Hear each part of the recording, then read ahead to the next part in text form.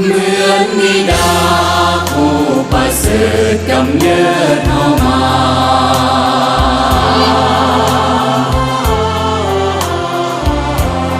เหมือนมารดาทุ่งใจยาให้กายอบอุ่น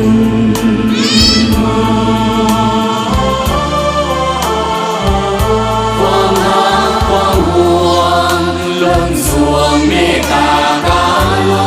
ณ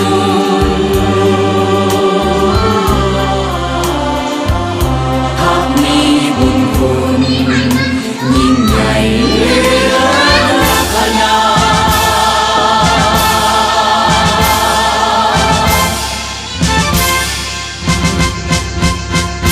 คือทวนไฟ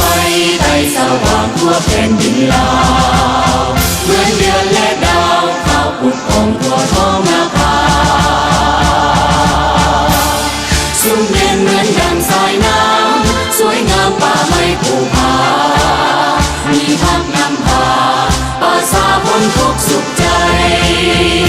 หาเกิ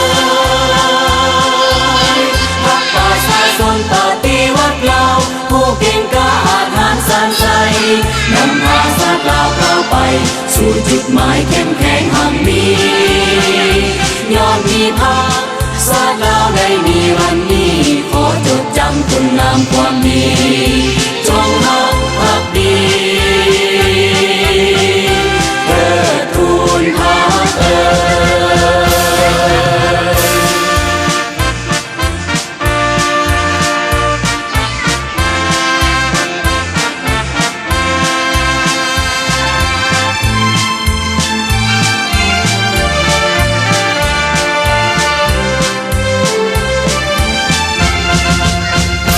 คือทวนไฟ